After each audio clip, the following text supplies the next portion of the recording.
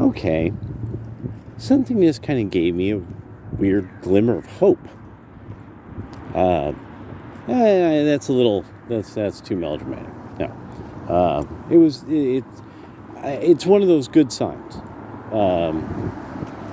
Okay, so I was noticing something that it was because it was a population I couldn't really speak for in any way from having a lot to do with them and stuff like this.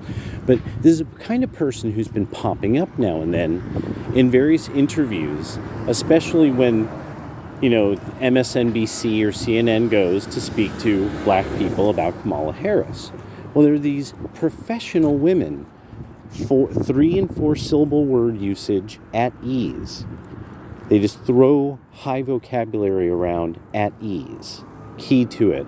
Oh, they're working. I don't know. See, the guy on the bike is going there. Yeah, I'm going to just go. So I don't think they'll stop me. I want to get the business. Wait, are they telling the bike guy something? Oh, no. I want to get the business. Oh, is he going? Oh, yeah. They scared bike guy off. Okay. So, all right.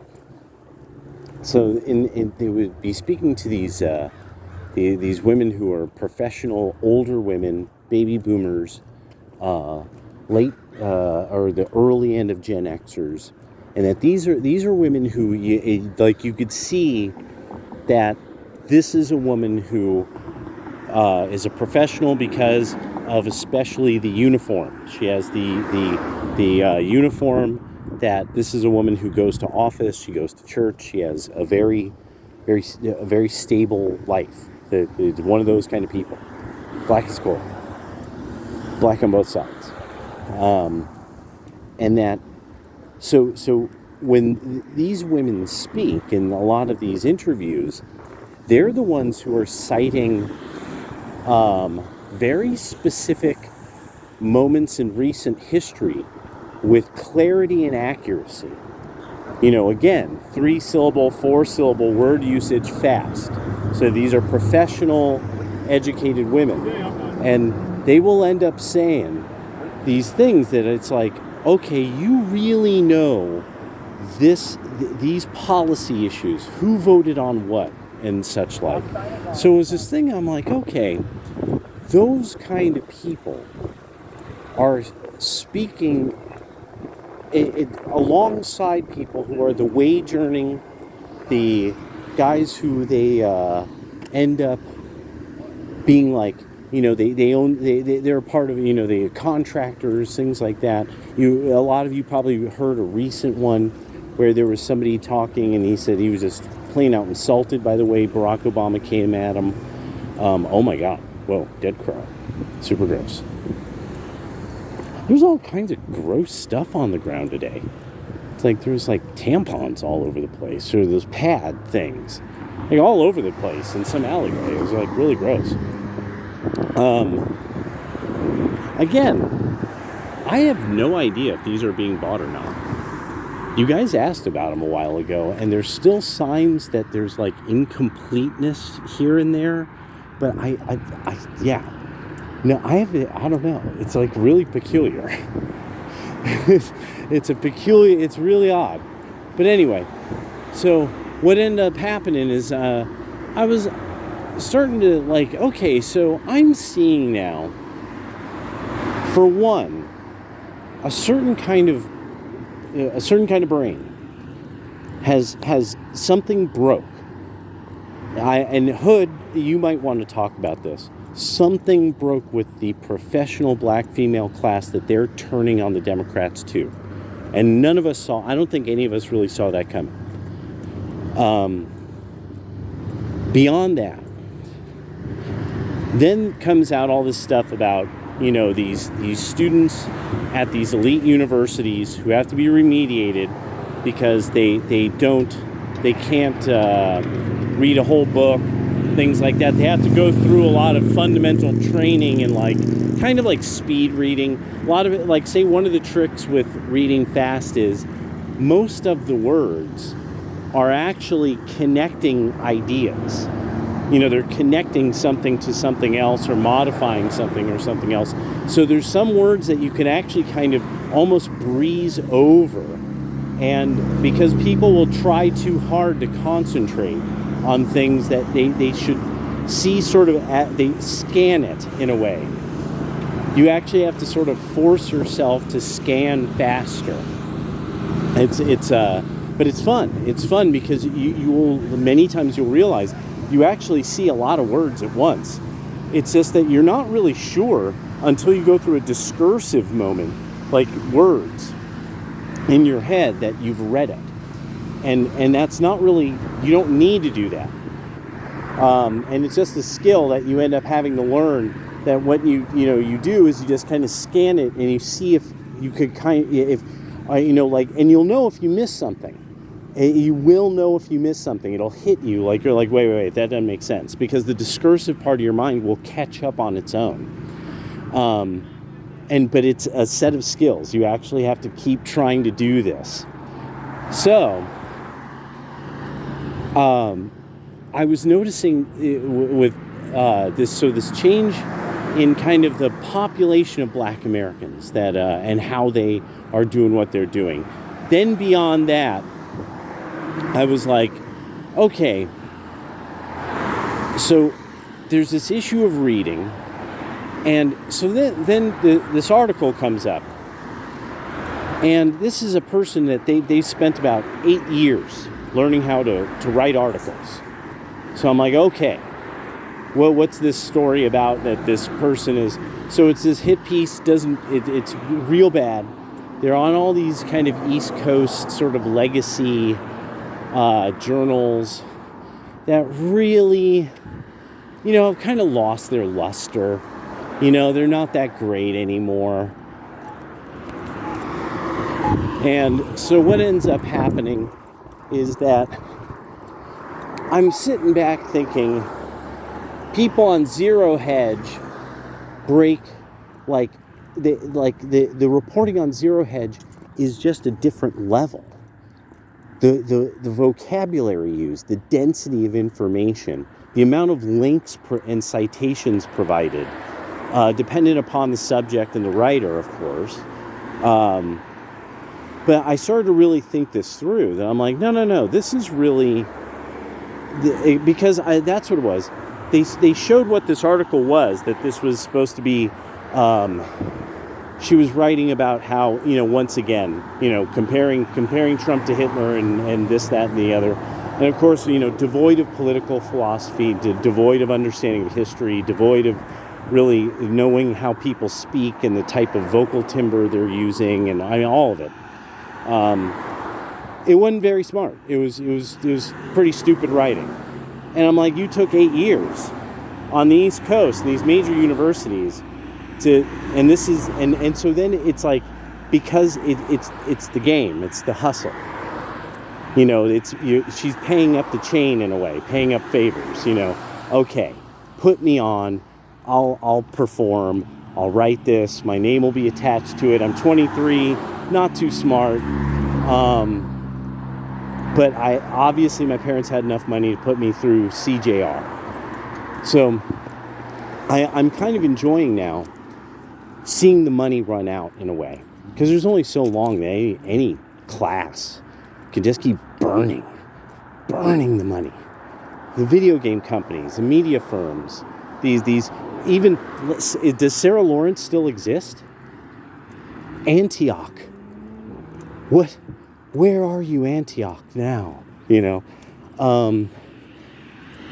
It's kind of wonderful also to see how there's a total denial by the left and by that kind of center Democrat point of view of the middle class. Like, no, we don't have antiquated ideas that the right has long been past and is discussing an entirely different view of the world because they talk to other people online constantly when they're playing video games. Never occurs to them that it's cultural, that it's legitimate, it's cultural, it can be proven. Doesn't matter. That's what I'm finding delicious. That's the Turkish delight. And it seems like, whoa, maybe I'm having a spell cast on me in the C.S. Lewis manner. I'm eating the Turkish delight, and who knows what's going to happen to me. But more and more, I'm starting to get this real, kind of glimmer of hope, like I was saying. No. Why and how could Sargon of Akkad have a publishing house? How could Matt Forney have a publishing house? Why is the right having publishing houses with hardcover books being sold by millennials who have turned to the right, while the left is shutting down Antioch, shutting down Sarah Lawrence?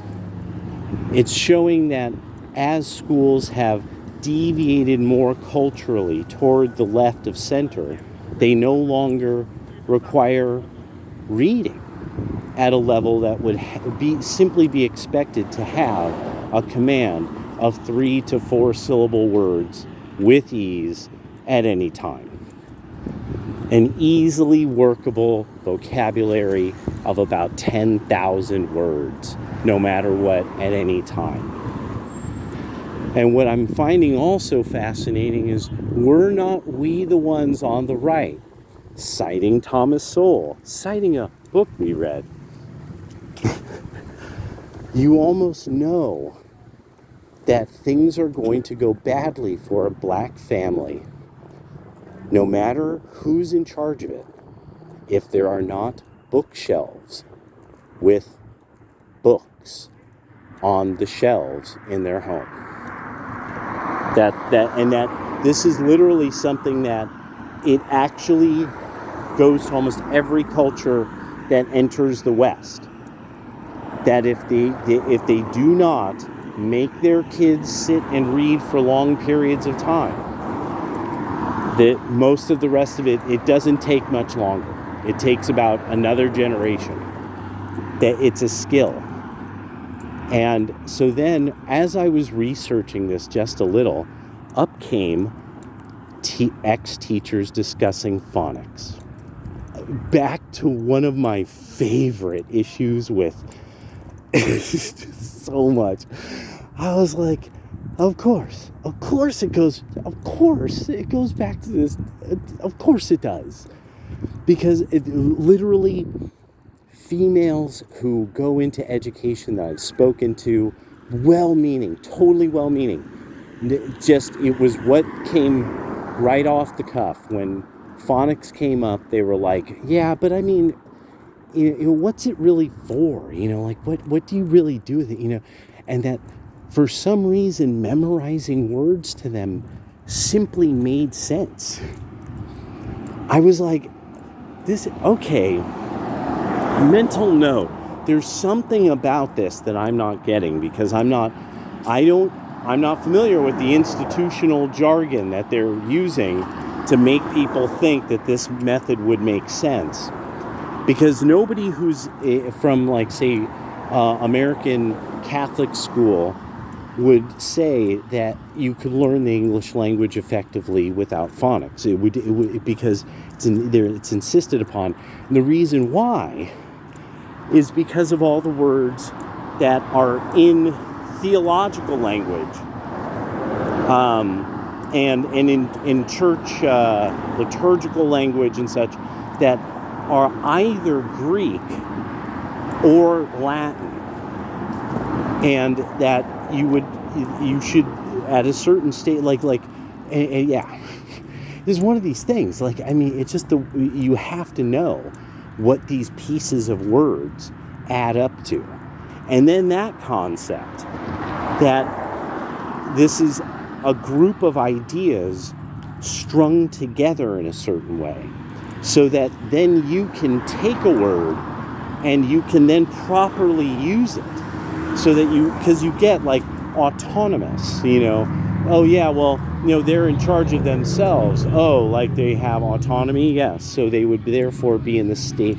They would be in the state of autonomy. So therefore, they are autonomous. Now,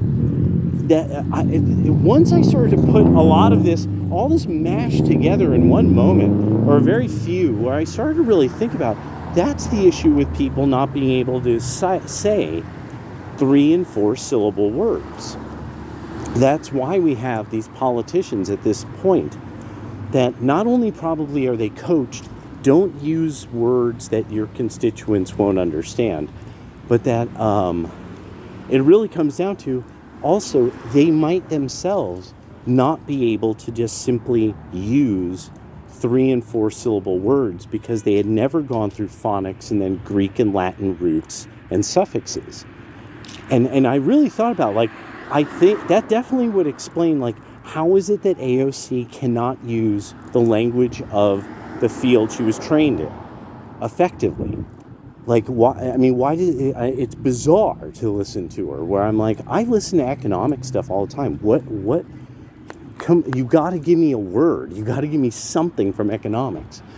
So I started to really think about this. Like, I'm like, no, really, this has to be now such a critical divide in the culture that it's just simply not normal to not even be well read, like the idea of you read Wuthering Heights or something like that, but that you just simply read things. And so I started sitting back and I'm like, wait, this is now starting to clue me into something I had been thinking about for a very long time, about all of this stuff with the comics.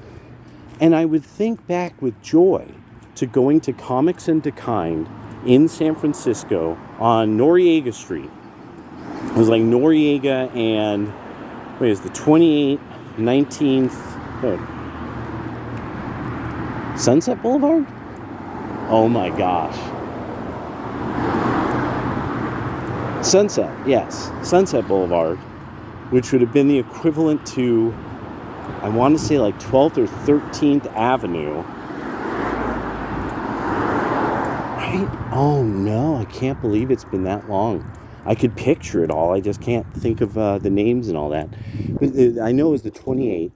And the 28th, you would take it down, you get off at Noriega, you'd go down about 5 blocks, and there's Comics and Kind. And if you went down even further, it would, like Noriega was a weird street because it was like, it had all kinds of Carpeteria and all kinds of cool stores. But it had like a Safeway, if I remember. Pints and Courts was on that one too. I always loved that one because that was a really old store. That was one that went back in the day. And then eventually you kept going down Noriega. Before you got to the beach, you got at 46th Avenue. There was the sandwich shop, and it was the sandwich shop in Sunset, in the outer Sunset. And those were good times. So that's what we would do. We'd go to the comic shop, me and Rupert Tagnipes, and we would go and get our comics, and then we would walk back up to the bus. And the whole time, we're like reading the comics, like we're racing through it. We're both like, oh my gosh, have you gotten to this part yet? And I mean, it was amazing. It was such a good time. But that was our thing. It wasn't even a competition to read them. I mean, it was just, we were so into it. And then if I wasn't allowed to ask questions or get my questions answered by Dad, because that's why he bought a set of encyclopedias. So boom, now I have to, what is plasma, Dad? Oh, okay, well, why don't you look it up in the encyclopedia? That's what we got them for. And I'm like, oh, well, of course, And then I learned about, blood plasma, the various, forms of energetic plasma. At that time, these were old. They only had so much information about that kind of stuff back then. But then that's why we got Scientific American, because I kept asking questions about these things that would come up in X-Men and all that stuff. And so literacy in that regard, I like think about it, and then when I think about like what were some of these X-Men comics about, and then I look back on some of these comics and I'm like, these were complicated stories. This was 3-4 syllable words, 3 to 4 syllable words. And more and more, I just can't get past this kind of issue. because it's really starting to kind of, it's it's gnawing at me. Like I'm like there's some pattern that I'm seeing the parts of, and I'm wondering if we've seen this before. That's what I'm posting this for. I'm now very, very curious if any of you have ever heard of like a period of time that like people fundamentally just could not use their own language well anymore, or a whole section like just kind of lost a certain level of literacy or abandoned it, like it no longer served certain purposes anymore. Like, because there's a lot about the end of the Roman Empire I don't really understand, and I don't know enough detail about. There's there's a lot of history that only one man can only know so much, and so that's why I'm posting this, is if anybody kind of, and also if there's anything you've seen like this, like that you like there's the kid who or somebody you're exposed to, that their level of language use is extremely high, very adroit, while you then encounter somebody else. Now that looks like a drone. That's interesting. I wonder if it is. Let's see. What do you guys think? I mean, there is an airport here. No, but I don't know. That one looks... Does it not making as much noise as I would expect it to at that height, at that altitude? That's why. But anyway, doesn't matter. Yeah, if there's just something that you guys see in this, because this is something,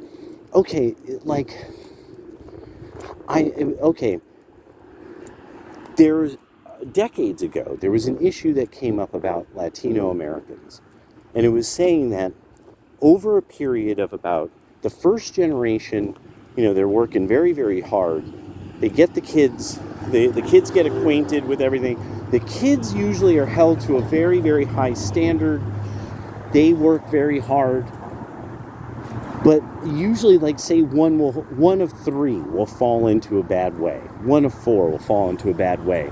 So, but what starts to happen is they were like, there seems to be an issue that's going on, that a lot of Hispanic people end up, their kids end up failing in the third generation, fourth generation.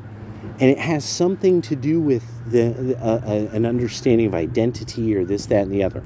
I was, and it was a mental note. But what started to hit me was, I was like, no, it's that first stage that the first generation makes you work your ass off as their kid. And I mean, I knew Czech kids and Russian kids like this, that it was just, no, they give you school here for free. You're gonna work your ass off. And so I was just, and all the Asian kids I was in school with, so I started just thinking, like, that at a certain stage, there's just certain standards that start to fall. And then there's the whole thing of, why do you need to learn that? Really? Why do we need to learn that? Like, people just kind of learn grammar on their own. It's a natural process that this is something I heard from like some hippie chick once. Then I heard it from this teacher that was a part of the idea of memorizing words, is because of this theory that you just gain it naturally. And then suddenly I'm like, wait a second. Hold on. Why does this remind me? Why do I keep thinking of the Monterosi school, or whatever that was? That one guy, I think he called himself a Rosicrucian, Heindel or something. Max Heindel, maybe. All I know is that he had this whole thing about education, that you would have kids gardening and like playing a lot, and like reading would come through some, I don't know, it was some kind of like organic process. I knew people who went to schools that did that, and they couldn't write with their hands as adults. Their handwriting was totally illegible. and they all went to the same kind of school, and it was really fascinating. And that they were very uncomfortable with a lot of. Well, what was weird is it did appear that they were very language smart, but it wasn't until they were introduced to kind of a logical structure that they really, got logical structure, and that they basically have been taught to be kind of hippies and punk rockers and think they were sort of above, like, why would you want structure? Why would you want logic? Why would you want those things? What are those worth? And like the hippies saying, what's the point of logic? And so I really started, it's just something I'm starting to kind of piece together. And I know there's the deliberate dumbing down of America. I know about, I looked at bits and pieces through the book. I haven't really done a really good read of it. Saw a lot of her talks about it. And then also that, why then do all the socialists think that they're inherently smarter than other people? Or, how these, you have these debates with the liberals and the socialists and the various, and it's really like they're kind of devoid of a real understanding of how to pattern the world so that then it's like these things add up to this is what works, this is what doesn't, and that they can't make those arguments. They're just incapable. They're like, well, but rich guys get really rich, and it's like, well, okay, and so no poor guys get rich, but that's not the point. It's a very small number, No, it's like, I'm the one who chimes in with, I think you're envious of Andrew Tate, and then have the socialists go bonkers, what? He didn't even go to college. Do you know that? But, but yeah, I was wondering if you all saw this same pattern as well. Or if this kind of makes you think of something you've kind of noticed. Yeah. All right. I'll talk to you later.